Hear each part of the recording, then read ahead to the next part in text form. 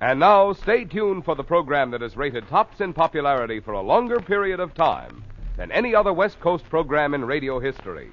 The Signal Oil Program, The Whistler.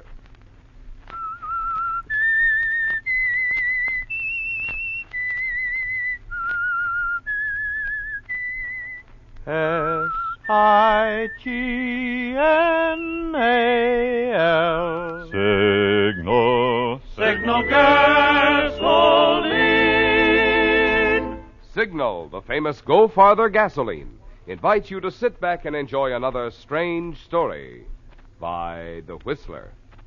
For extra driving pleasure, the signal to look for is the yellow and black circle sign that identifies Signal service stations from Canada to Mexico. And for Sunday evening listening pleasure, the signal to listen for is this whistle that identifies the Signal Oil Program, The Whistler.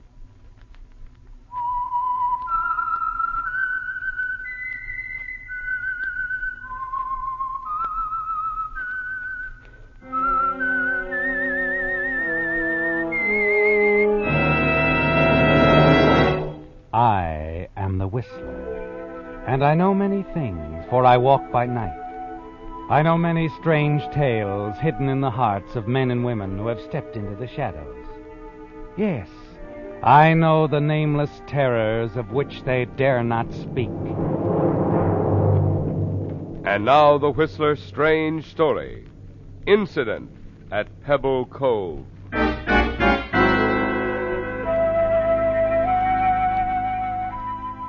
Standing there on the boat dock which served as the main landing at Pebble Cove, John Gaylord presented the picture of a successful, relaxed young author. He was tall, tan, self-assured in manner and bearing. He liked it here at this hideaway resort on the Pacific coast. It was a place where he could work when he felt the mood, forget it if he didn't. The other villagers, a smattering of artists and winter vacationists, kept pretty much to themselves.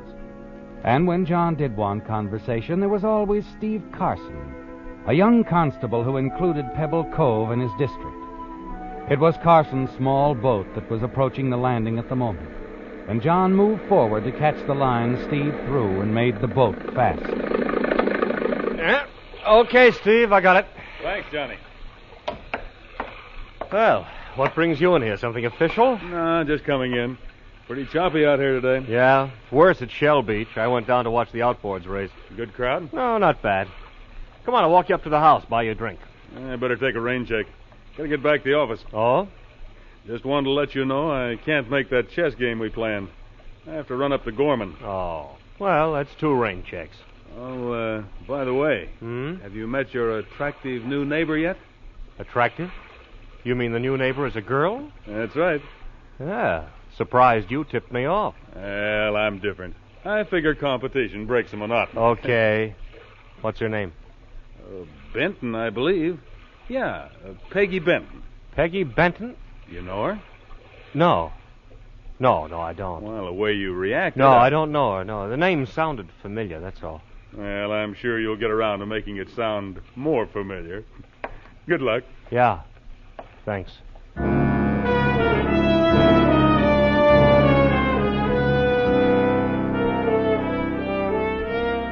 Well, Johnny, your past comes calling again, doesn't it?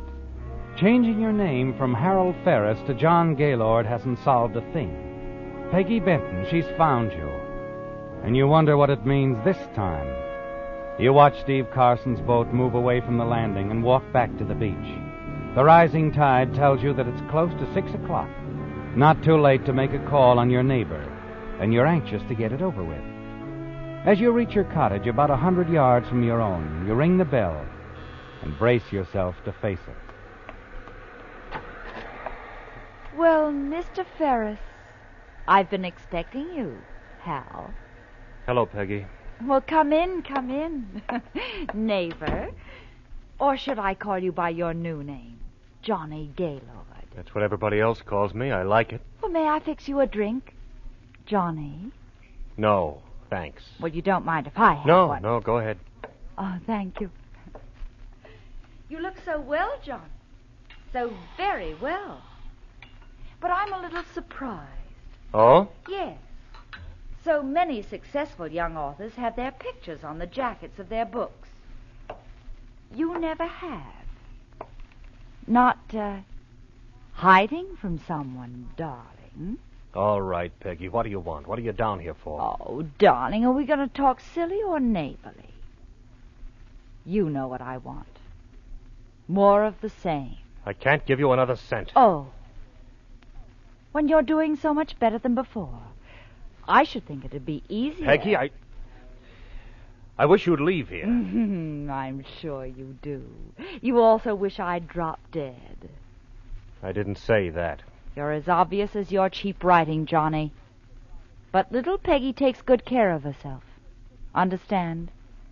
And she's going to take even better care of herself. So? How much is it this time? Oh, no special amount. Now, wait a minute. I'll give you $5,000, Peggy. $5,000? For what? You turn that diary of Helen's over to me and let me get rid of it. Oh, so the world will never know that Helen's death wasn't accidental. That she knew you were going to kill her. Peggy, I warned... Forget it. Helen meant nothing to me, ever. Just a roommate, that's all. But a mighty profitable one, now that you're so successful, Johnny. Peggy, where is that diary? Oh, let's just say I have it in my hope chest, shall we? It's not for sale. Not when it's practically an annuity. A nice yearly income. And where is this going to end? It isn't. Johnny, darling, unless you want that drink, you'd better run on home. Do some thinking until, say about 10 tomorrow morning. 10? Isn't that when the bank opens? You see, little Peggy wants a check. A nice big check to cash.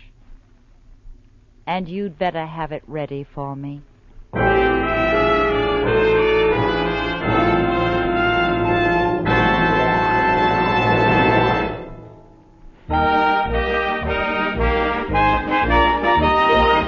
Tonight's $20 Signal gasoline book goes to Mrs. W.G. Reed of Long Beach, California, for this limerick. The rabbit looked simply aghast as the tortoise went whizzing past. Said Bunny, I know what makes his crate go. With Signal, go farther, it's gassed. Signal, signal, signal gasoline. Your car will go far with go farther gasoline. Poor Mr. Bunny. He would have won by a hair, and then some, if he just kept in mind what makes Signal gasoline give you such good mileage. It's because today's Signal helps your motor run more efficiently. And when your motor runs more efficiently, you also enjoy more flashing pickup and smoother power, in addition to quicker cold weather starting. You can prove all of this for yourself if you'll try, just try, a few tankfuls of the famous Go Farther gasoline. Signal, that is.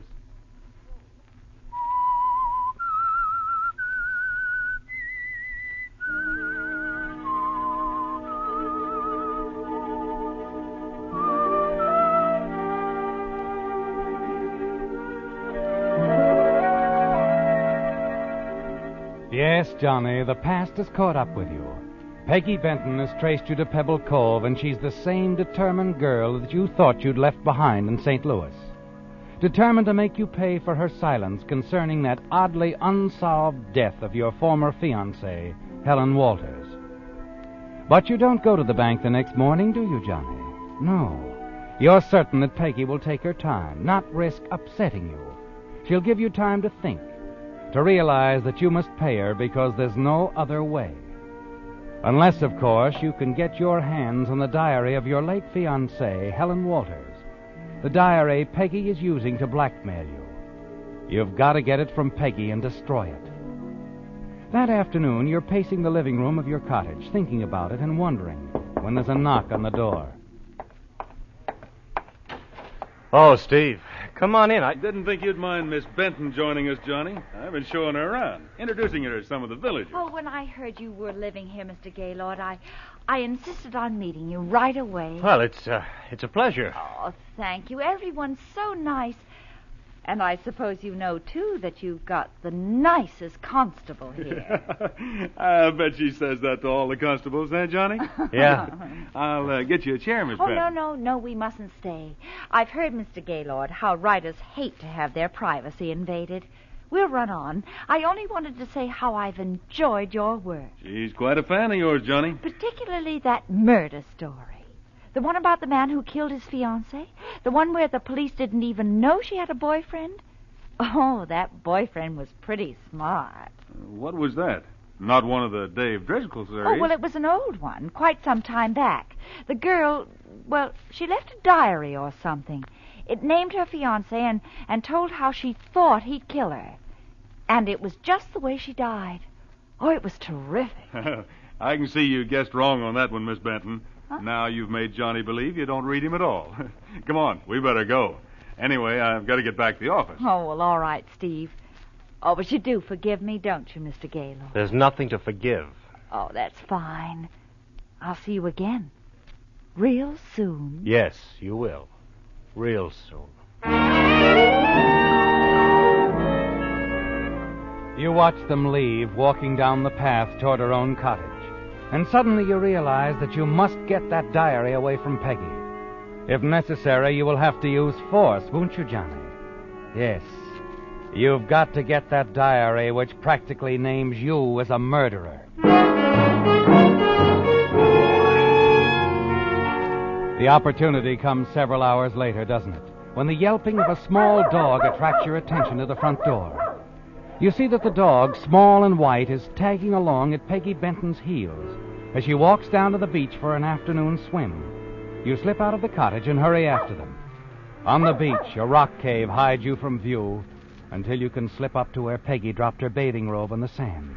Quickly, you check in the pockets of the robe, but the key to her cottage isn't there. Suddenly, the dog comes bounding out of the surf toward you. Come here, Pop. You scoop up the struggling white bundle of fur and move back into the cave. And you know that Peggy will follow it. Queenie! Quiet, Pop. Queenie?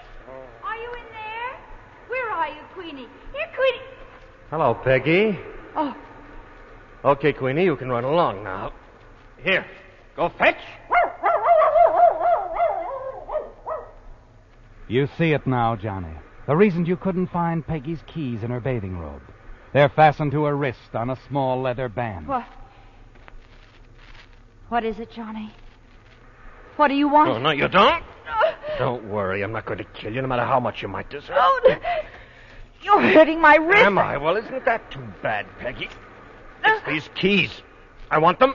No! I'm taking them, Peggy. I mean it, even if I have to knock you cold to do it. No! No use yelling. No one's going to hear you over that surf. Now give me those keys.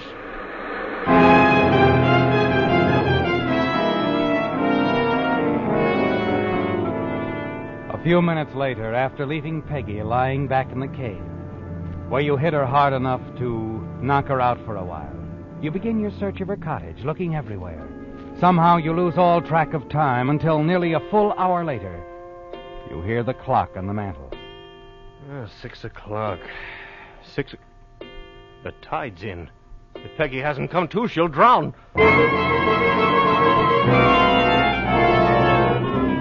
You rush out of the cottage, down the path toward the beach, and then suddenly you stop dead in your tracks. You can see him standing there in the half-darkness, leaning against the tree. It's too late to turn back, isn't it, Johnny? He's already heard you. Hello. Oh, Huh? That you, Johnny? Yeah. Hello, Steve. What are you doing around here? Might ask you the same thing, huh? Well, I just stepped Don't out. have to, really. I know what you're up to. What? Calling on your new neighbor, Oh. No, really, I wasn't. Sure, I was just kidding. Out for a walk? Yeah. Sit down. Not in any rush, are you? Yeah, well, as a matter of fact, I do have to get back to the cottage. Good. I'll go along with you. Have a phone call to make anyway. Don't mind if I use your phone, do you? No, of course not.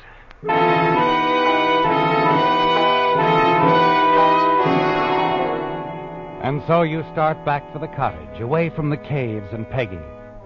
You're hardly listening to Steve's idle chatter. All you can hear is the pounding of the surf below, smashing into the caves. Finally, at the cottage, Steve puts through his phone call, and you keep glancing at your watch. There's still a chance you'll be able to reach Peggy in time, isn't there? But somehow you'll have to get rid of Steve. Then, as he finishes his call... How do you like that? Now I got to get back to the village. You do? Yeah, my own fault for calling, I guess. Another stolen car. Well, sorry to rush away, Johnny. But then you have work to do. Yes, I have work to do. Nice.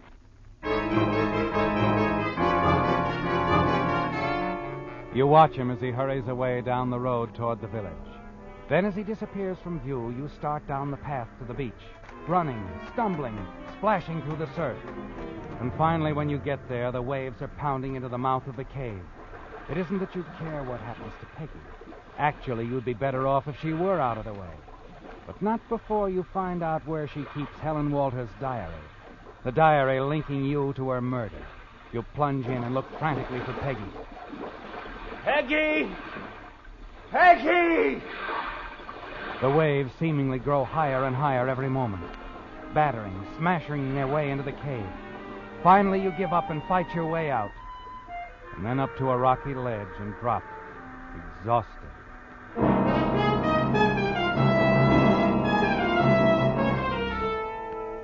The hours that follow are agony, aren't they, Johnny?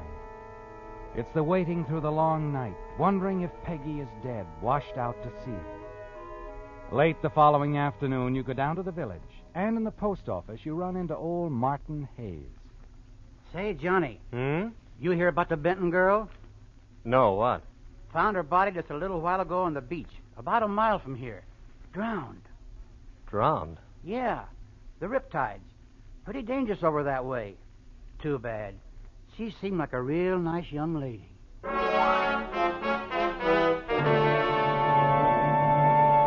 It's done, isn't it, Johnny? Peggy Benton will never bother you again. But the evidence she was using against you and blackmailing you is as dangerous as ever. You've got to find it some way and destroy it. Before you make your next move, you decide to find out what Steve thinks about Peggy's death. When you walk into the constable's office, he's standing by the window, his back to you. He doesn't turn around even as you speak to him. Steve, I just heard about it, Miss Benton. Quite a shock. Yes, quite a shock. Well, accidents do happen. Was an accident, of course. Looks that way. Although in the preliminary examination, the coroner found a pretty bad bruise on the back of her head. Oh? Might have struck her head against a rock. Could have knocked her unconscious. Yes, probably when she was out there in the water. We'll know more about it after the coroner brings in his autopsy report. Of course. Well, I'll be running along. Going to drop in tonight, Steve? Yeah. I'll be dropping in, Johnny.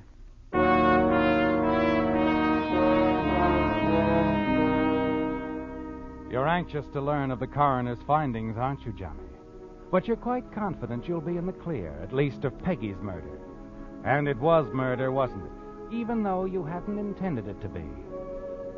Early that evening, as you sit across the chess table from Steve, you can sense there's something on his mind, something more important than your little game of chess. Steve, have you notified Miss Benton's family?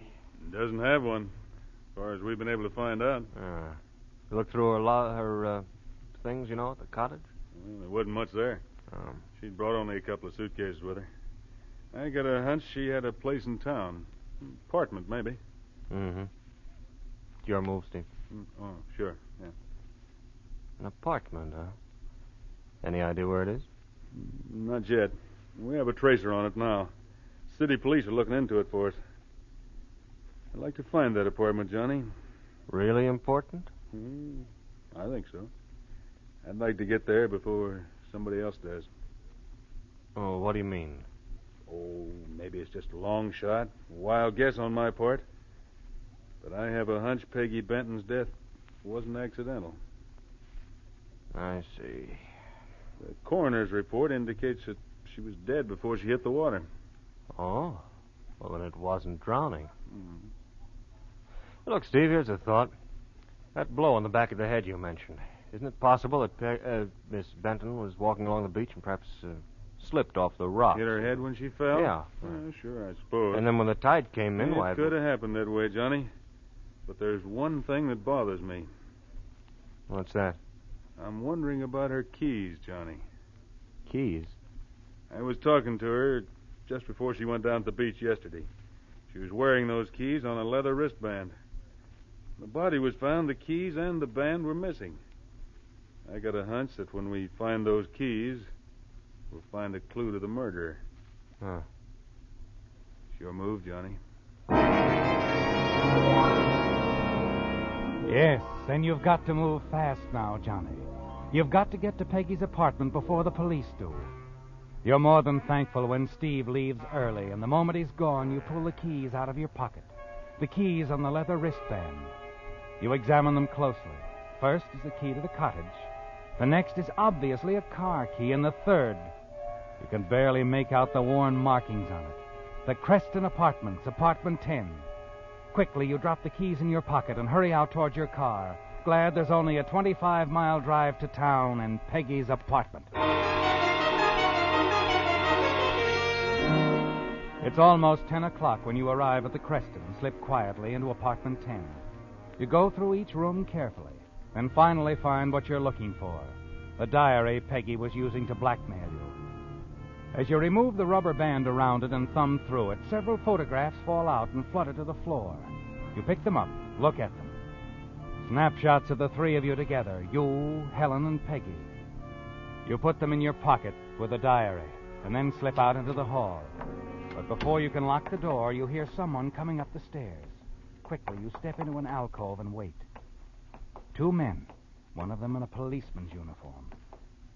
You got out of the apartment just in time, didn't you, Johnny? Steve Carson's call to the city police for assistance in tracing Peggy's apartment almost trapped you. House manager's a gabby old dame, isn't she? Yeah. Here we are. Apartment 10. You got the key? Yeah, just a sec. Hey. What's the matter? It's not locked. What? Wow. Looks like somebody beat us to it. Look at that room. Looks like somebody gave it a fast frisk. Come on. The moment you hear the move into the apartment, you race down the stairs, through the lobby and out into the street. Rounding the corner, you slide in behind the wheel of your car and drive off.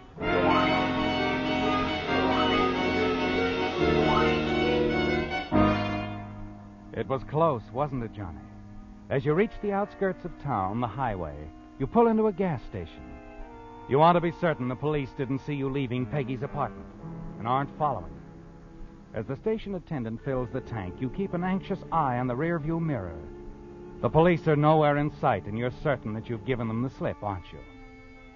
Yes, and you're feeling a lot better now that the only link between you and murder is safely tucked away in your inside coat pocket. Check the oil and water, sir? Oh, no, thank you. Here you are. Everything else okay? Yes, everything's fine. Just fine.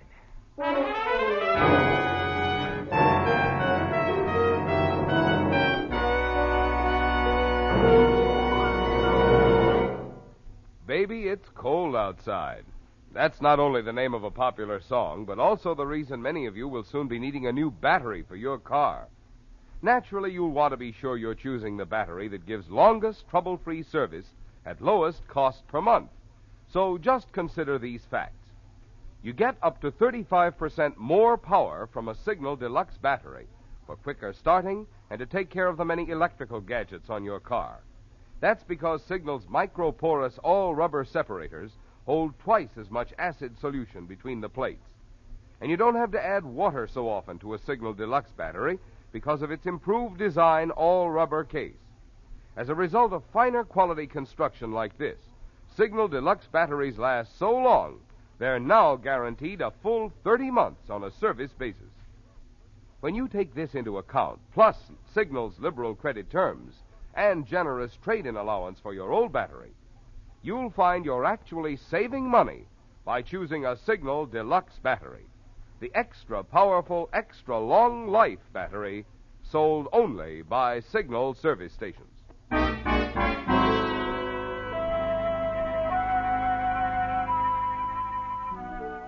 It's over, isn't it, Johnny? And now you're back at your Pebble Cove cottage. It was a lucky break, wasn't it? Finding Peggy's apartment. Getting away before the police arrived. You've only to destroy the diary, the snapshots of you, Helen, and Peggy. Dispose of the keys, and you're in the clear. But before you do, you want to take a look at those pages in the diary, don't you? Yes, you're curious. You remove the rubber band that's around the small book, thumb through the pages. It's all there, isn't it, Johnny? Enough evidence to hang you. It wouldn't do at all if this fell into the hands of the police, would it? Someone's at the door, Johnny. And you wonder who's calling on you at this time of night. You drop the diary to the table, glance out the side window. It's Steve. Quickly, you pick up the diary, the snapshots and the keys, tie them together by stretching the rubber band around them, and drop them behind the sofa.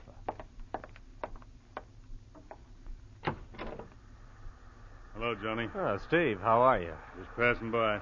Saw your lights. Been working? Oh, yes, I had some things to do.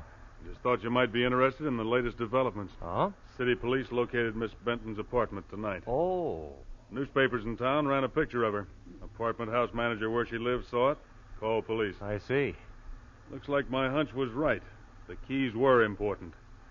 Maybe that's why Miss Benton was murdered. I don't follow, Steve. Somebody got to Peggy Benton's apartment tonight, just before the police. The place had been ransacked. Really? What? Well, there you are, Queenie. Oh. I wondered what had happened to you. Been following me around all night. Miss Benton's dog. You remember. Sure. Hello, Queenie girl. Queenie. Here, Queenie. Here. Oh, there she goes inside. Here, Queenie. Here, girl. Here. Where'd she go? Here. Oh, there she is. Under the sofa. What? Come on, girl. Come on. Yeah, she's got something in her mouth. Looks like a book. Here, Queenie.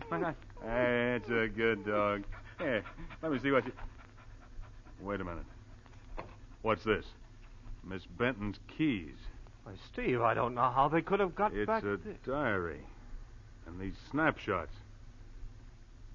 You photographed very well, Johnny. I thought you told me you didn't know Peggy Benton.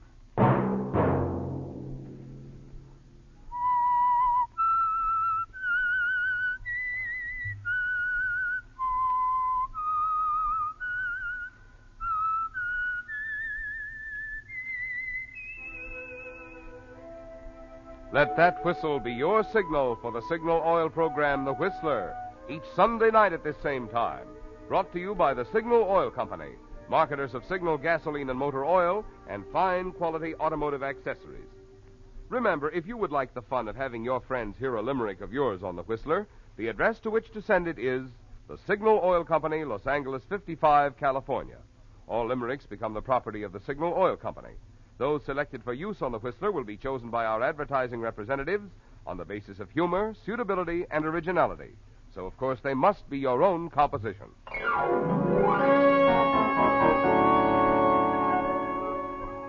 Featured in tonight's story were Larry Dobkin, Marion Ladd, and Don Harvey. The Whistler was produced and directed by George W. Allen, with story by Steve Hampton, music by Wilbur Hatch, and was transmitted to our troops overseas by the Armed Forces Radio Service. The Whistler is entirely fictional. All characters portrayed on The Whistler are also fictional. Any similarity of names or resemblance to persons living or dead is purely coincidental. Remember, at this same time next Sunday, another strange tale by The Whistler.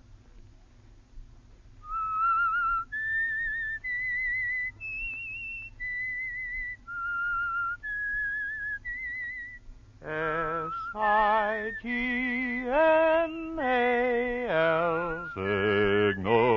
Signal gasoline. Don't forget, when you give to the community chest, you're helping not just one organization, but many worthy causes that directly benefit 4 out of every 10 families. Think of that when you're deciding how much to give to the community chest.